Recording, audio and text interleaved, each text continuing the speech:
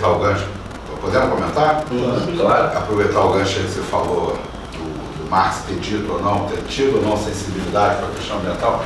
Eu não sei responder isso, mas eu também não me importo muito, entendeu? Se o Marx acertou ou não, né? Na verdade, assim, eu acho que a gente vai ter que disputar, no primeiro momento, se a Bíblia acertou ou não, entendeu? Porque uma das reações que eu tenho visto com muita frequência, inclusive, né, conversando com motoristas de táxi, com outras pessoas, é a galera, né, pegando o Apocalipse para explicar o que está acontecendo. Está lá no Apocalipse, né? Aqui eu vou falar com mais liberdade do que eu digo por aí, porque assim, ia estar escrito o que na Bíblia, né? Maremoto, terremoto, fogo, furacão, eram as coisas que destruíam o mundo que eles conheciam, né? Desde sempre. Se lá tivesse escrito assim, vão inventar bomba nuclear, no futuro vão jogar um monte de bomba nuclear, ia começar a falar, os caras conseguiram, né, prever algo que era imprevisível, entendeu? Mas vai ter esse apego, né? As pessoas relataram para mim que uma das coisas que aconteceu em São Paulo, quando teve aquela tarde lá que virou noite, foi de pessoas irem para as praças com a Bíblia, chorar, ficar rezando, achando que o Apocalipse tinha chegado. Ficou esperando lá o arrebatamento, ficaram decepcionados, pô, não ia entendeu? A gente vai ter que ter esse enfrentamento. Acho que essa é uma questão. Outra questão é a seguinte: aquilo que eu falei lá, né? A natureza está dando cada dia mais provas de que o tempo dela da revolução não é o da reforma, né? E esse é o grande dilema da esquerda. Fazer a revolução e fazer a reforma são coisas diferentes. A gente não faz revolução tentando fazer a reforma, não é uma consequência da outra, entendeu?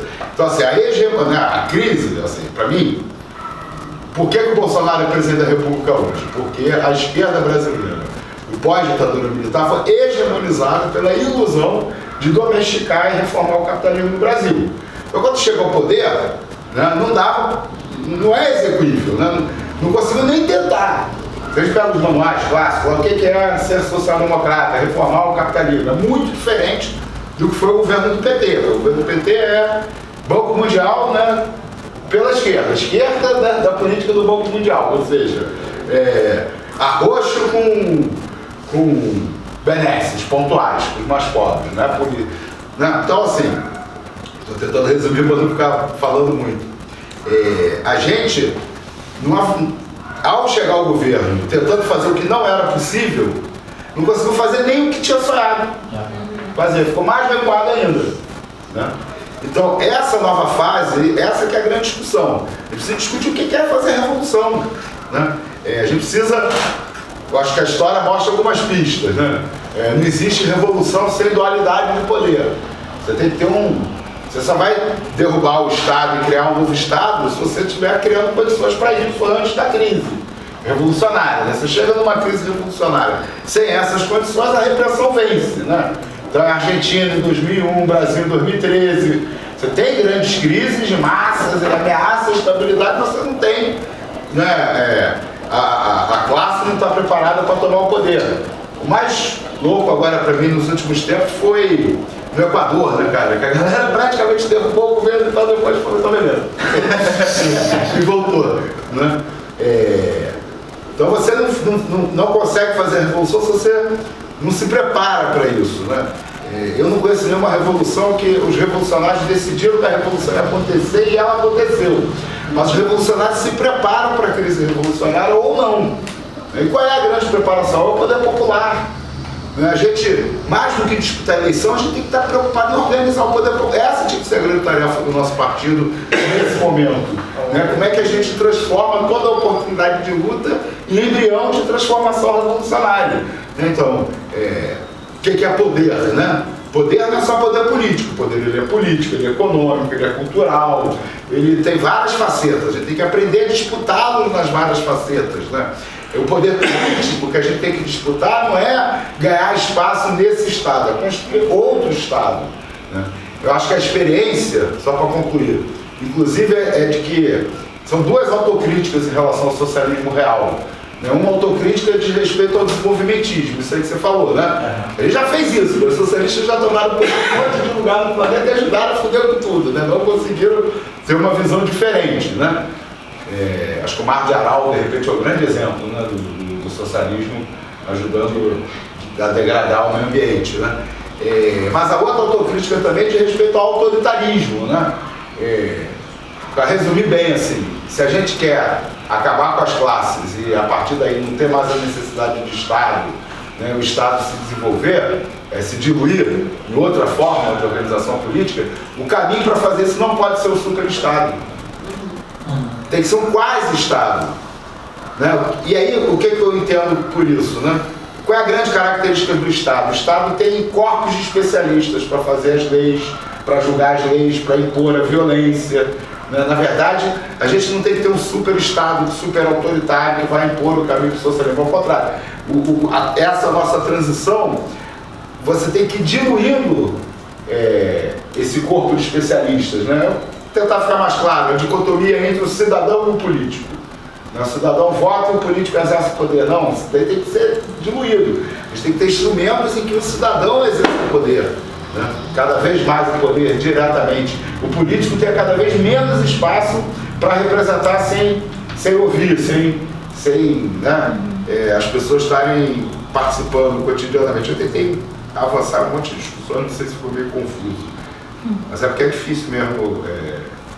A gente tem que mudar muita coisa, né, no nosso modo de agir, né? E é uma desgraça, cara, só para concluir, porque a gente é uma sociedade muito católica, né? Isso para fazer uma crítica interna, que é o PSOL. Porque eu fico olhando lá o Bernie Sanders disputando as prévias do Partido Democrata, fico morrendo de inveja, né? Aí eu fico assim, caraca, como é que eu posso ser de um partido que se diz socialista e tá com inveja de um partido burguês estadunidense, né? Em relação à democracia interna, a como faz o debate, a como discute as coisas. Aí eu fiquei pensando nisso, os Estados Unidos tem uma origem protestante clássica, né, que não é neopentecostal, que é um movimento religioso que nasce de romper com a hierarquia católica, né? E de dizer que você tem que ler a Bíblia e interpretar Deus diretamente.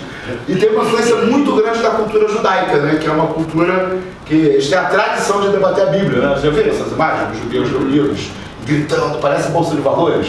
Só que são os caras interpretando a Torá, entendeu? É uma tradição de dissenso. A nossa tradição não, é ter papa, dogma e inquisição. Né? E parece que o pessoal não consegue também sair muito disso, né? Procurar um papa, um dogma, né? E aí de quem desobedeceu o papa e os dogmas do partido. Eu tinha algo... Posso...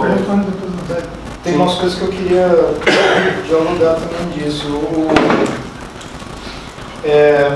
começar de trás para frente. A coisa, você falou, usou o termo quase-Estado, né? E é interessante porque isso poderia ser traduzido num registro mal intencionado como Estado mínimo, né? E eu acho que a gente cai numa armadilha, não sei se é intencionalmente preparada ou não pelo conservador, que é a armadilha de comprar a ideia de que eles são a favor do Estado mínimo. Na verdade, o que eu tendo a dizer quando eu tenho oportunidade é que a perspectiva deles é de governo mínimo, de Estado máximo. Quer dizer, você vê que toda mobilização que a gente observa desse campo no âmbito político vai no sentido, às vezes mais forte, às vezes mais fraco, de tornar os mecanismos de governo impermeáveis a mecanismos democráticos. Quer dizer, é o Banco Central independente, a lei de responsabilidade fiscal, é o teto de gastos, quer dizer, tornar uma série de elementos da reprodução desse modo de vida impermeáveis à interferência do povo, ou, enfim, do eventual poder popular mais organizado. Sobre o Marx, cara, tem uma corrente muito importante. Eu estou chamando de corrente, não sei se no debate chamam, mas tem uns ecomarxistas, digamos assim, americanos, e aqui me refiro a dois principalmente, mas tem muita gente no rastro deles, que é o John Bellamy Foster e o Paul Burkett. E esses caras, de certa forma, eles têm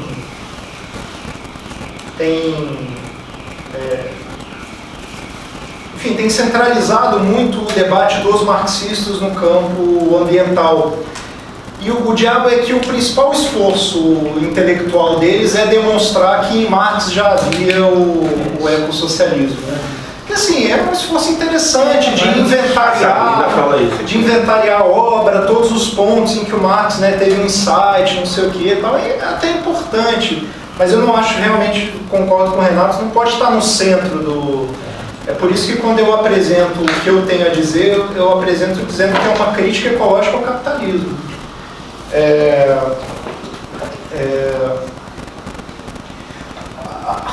A outra coisa, né, do a solução, aí depende o que você quer dizer com solução. Se solução é impedir que aconteça, impedir o colapso ambiental, não tem solução mais. Dá para dizer categoricamente, vai acontecer.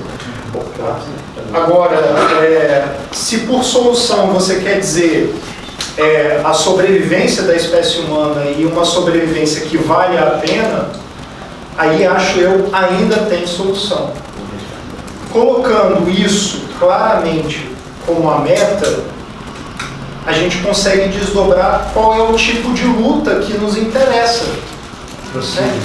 O tipo de luta que nos interessa é disputar esse mundo em transformação, quer dizer, aquelas lutas orientadas para obter pequenos avanços, para retardar certos tipos de efeito, né, ou para supostamente aguardar